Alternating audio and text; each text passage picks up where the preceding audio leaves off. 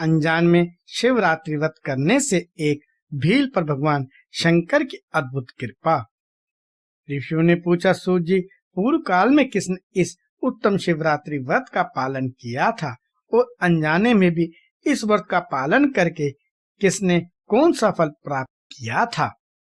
सूत जी कहते हैं, ऋषियों, तुम सब लोग सुनो, मैं इस विषय में एक निषाद का प्राचीन इतिहास सुनाता हूँ जो सब पापों का नाश करने वाला है। पहले की बात है, किसी वन में एक भील रहता था जिसका नाम था गुरुधु। उसका कुटुंब बड़ा था तथा वह बलवान और क्रूर स्वभाव का होने के साथ ही क्रूरतापूर्ण कर्म में तत्पर रहता था। वह प्रतिदिन वन में जाकर मृगों को मारता और वहीं रहकर नाना प्रकार की चोरियां करता था। उसने बचपन से ही कभी कोई शुभ कर्म नहीं किया था। इस प्रकार वन में रहते हुए उस दुरात्मा भील का बहुत समय बीत गया। तदंतर एक दिन बड़ी सुंदर एवं शुभ कारक शिवरात्रि आई, किंतु वह दुरात्मा घने जंगल में निवास करने वाला था, इसलिए उस व्रत को नहीं जानता था। उसी दिन उस भील के माता पिता और पत्नी ने भूख से पीड़ित होकर उससे याचना की, वनेचर, हमें खाने को दो। उसके बाद इस प्रकार याचना करने पर वह तुरंत धनुष लेकर चल दिया और मृगों के शिकार के लिए सारे वन में घूमने लगा। देवयोग से उस दिन कुछ भी नहीं मिला और सूर्य अस्त हो गया। इससे उसको बड़ा दुख हुआ और वह सोचने लगा, अब मैं क्या करूं, कहाँ जाऊं? आज तो कुछ भी नहीं मिला।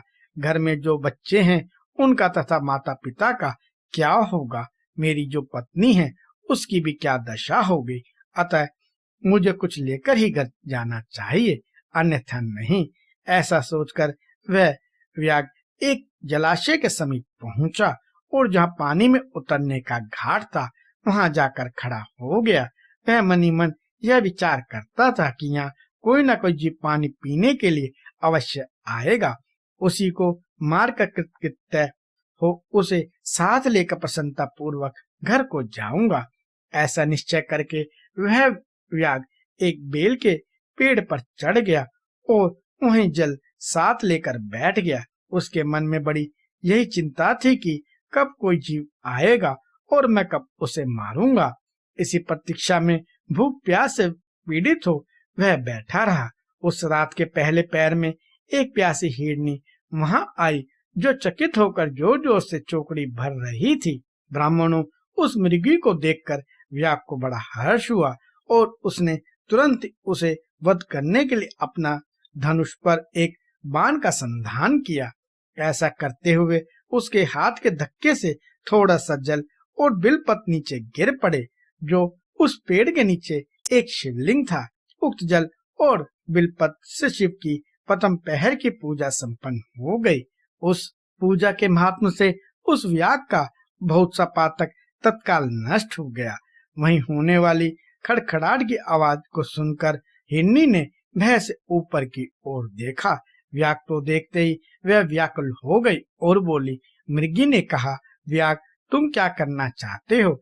मेरे सामने सच सच बताओ। हिरनी की यह बात सुनकर व्याग ने कहा, आज मेरे कुटुंब के लोग भूखे हैं, अतः तुमको मारकर उनकी भूख मिटाऊंगा, उन्हें तृप्त करूंगा। व्याग का यह दारुण वचन सुनकर तथा जिसे रोकना कठिन था उस दुष्ट भील को बांधताने देखकर मृगी सोचने लगी कि अब मैं क्या करूं, कहाँ जाऊं? अच्छा, कोई उपाय रचती हूँ। ऐसा विचार कर उसने वहां इस प्रकार कहा। मृगी बोली, भील, मेरे मांस से तुमको सुख होगा।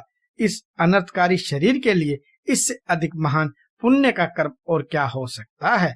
उपकार करने वाले प्राणी को इस लोक में जो पुण्य प्राप्त होता है उसका 100 वर्षों में भी वर्णन नहीं किया जा सकता। परंतु इस समय मेरे बच्चे मेरे आश्रय में ही हैं। मैं उन्हें अपनी बहन को अथवा स्वामी को सौंप कर लौट आऊंगी। वनेचर, तुम मेरी इस बात का मिथ्या ना समझो। मैं फिर तुम्हारे पास लौट आऊंगी, इसमें संशय नहीं है। सत्य से ही धरती टिकी हुई है, सत्य से ही समुद्र अपनी मर्यादा में स्थित है और सत्य से ही निर्झरों में जल की धाराएं गिरती रहती हैं। सत्य में ही सब कुछ स्थित है। सूत जी कहते हैं, मृगी की ऐसा कहने पर जब व्याग ने उसकी बात नहीं मानी तब उसने अत्यंत विस्मित एवं भयभीत और पुण्य इस प्रकार कहना आरंभ किया। मृगी बोली, व्याग सुनो, मैं तुम्हारे सामने ऐसी शपथ खाती हूँ जिससे घर जाने पर मैं अवश्य तुम्हारे पास लौट आऊंगी।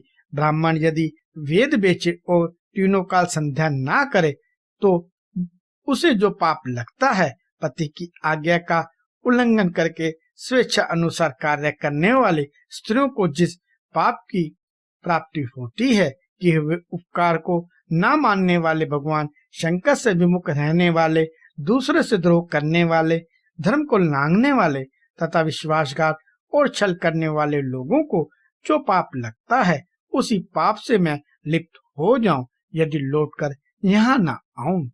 इस तरह अनेक शपथ खाकर जब मृगी चुपचाप खड़ी हो गई तब उस व्याग ने उस पर विश्वास करके कहा, अच्छा अब तुम अपने घर को जाओ। तब वह मृगी बड़े हर्ष के साथ पानी पीकर अपने आश्रय मंडल में गई। इतने में ही रात का वह पहला पैर व्याग के जागते जागते ही बीत गया। तब उस हिरनी की बहन दूसरी मृगी, जिसका पहली ने स्मरण किया था, उसी की राह देखती हुई जल पीने के लिए वहां आ गई। उसे देखकर भील ने स्वयं बाण को तरकस से खींचा।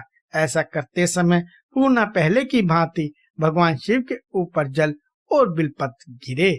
उसके द्वारा महात्मा शंभू की दूसरी पहर की पूजा संपन्न हो गई। यद्यपि वह प्रसंगवश ही हुई थी तो भी व्याग के लिए सुखदायिनी हो गई। मृगी ने उसे बाण खींचते देख पूछा, वनेचर यह क्या करते हो? व्याग ने पूर्वत उत्तर दिया, मैं अपने भूखे कुटुंब को तृप्त करने के लिए तुझे मारूंगा। यह सुनकर वह मृगी बोली। मृगी ने कहा, व्याग मेरी बात सुनो, मैं धन्य हूँ, मेरा देह धारण सफल हो गया क्योंकि इस अनित्य शरीर के द्वारा उपकार होगा, परंतु मेरे छोटे छोटे बच्चे घर में हैं, अतः मैं एक बार जाकर उन्हें अपने स्वामी को सौंप दूं, फिर तुम्हारे पास लौट आऊंगी। व्याग बोला, तुम्हारी बात पर मुझ पर विश्वास नहीं है, मैं तुझे मारूंगा, इसमें संशय नहीं है। यह कहकर वह हिरनी भगवान विष्णु की शपथ खाती हुई बोली, व्याग जो कुछ मैं कहती हूँ उसे सुनो। यदि मैं लौट के ना आऊं तो अपना सारा पुण्य हार जाऊंगी, क्योंकि जो वचन देकर उससे पलट जाता है वह अपने पुण्य को हार जाता है।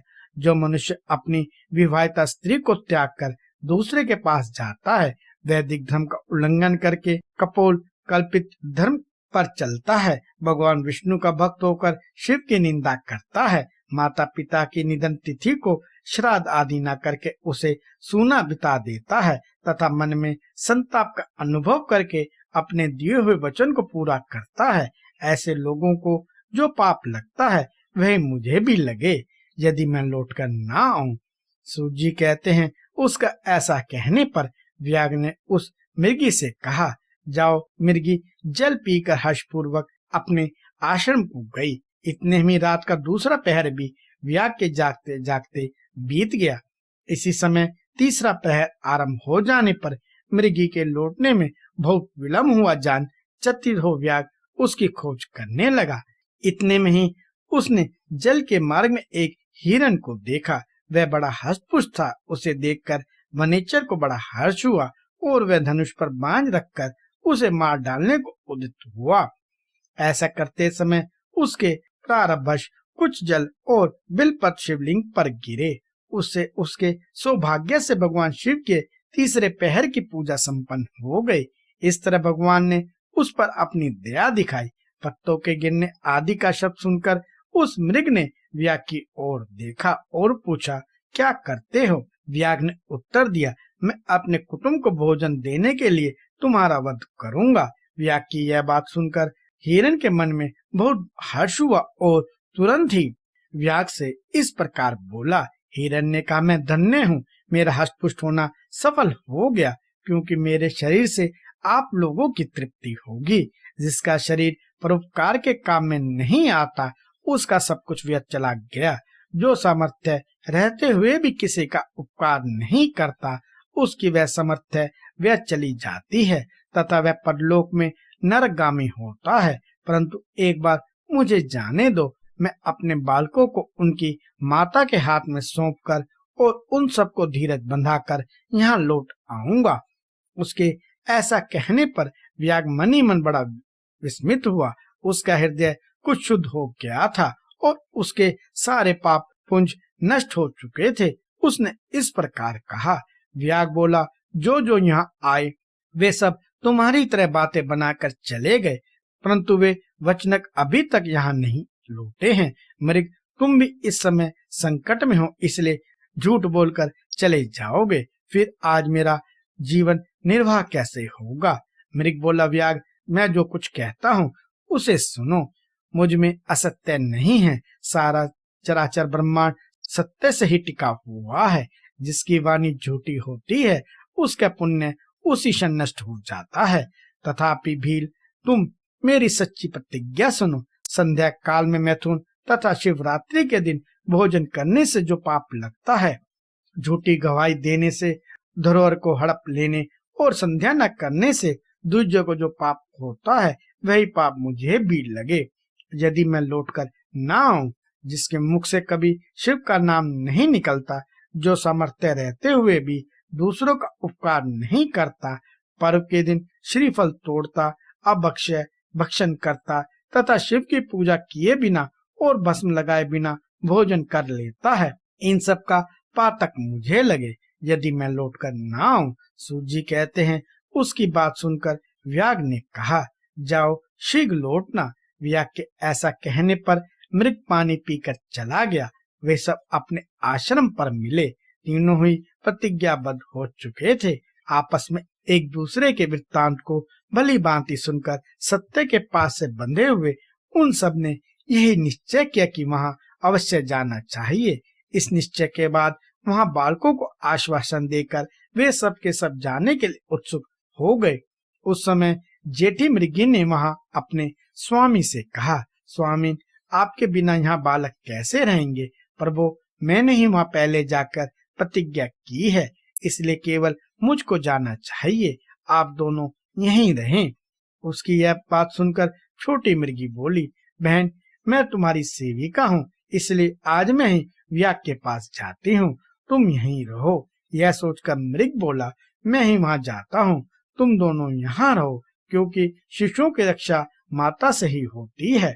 स्वामी की यह बात सुनकर उन दोनों मृगियों ने धर्म की दृष्टि से उसे स्वीकार नहीं किया।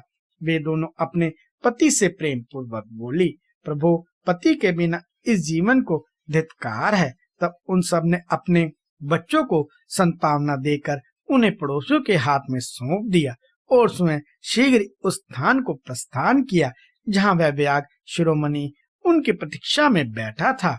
उनके जाते देख उनके वे सब बच्चे भी पीछे पीछे चले आए।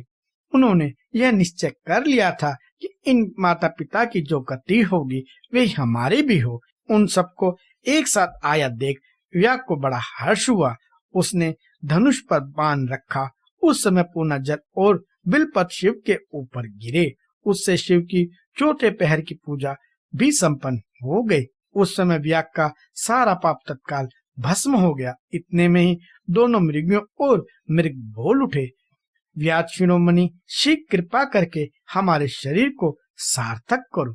उनकी यह बात सुनकर व्याग को बड़ा विस्मय हुआ। शिव के प्रभाव से उसको दुर्लभ ज्ञान प्राप्त हो गया। उसने सोचा, ये मेरे ज्ञानशील पशु होने पर भी धन्य है, सर्वथा आदरणीय है, क्योंकि अपने शरीर से ही परोपकार में लगे हुए हैं।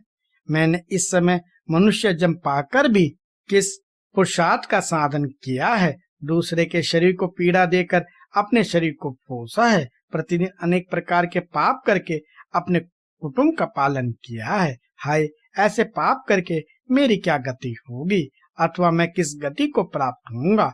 मैंने जन्म से लेकर अब तक जो पातक किया है उसका इस समय मुझे स्मरण हो रहा है। मेरे जीवन को धिक्कार है, धिक्कार है। इस प्रकार ज्ञान संपन्न होकर व्याग ने अपने बाण को रोक लिया और कहा, श्रेष्ठ मृगों, तुम जाओ, तुम्हारा जीवन धन्य है।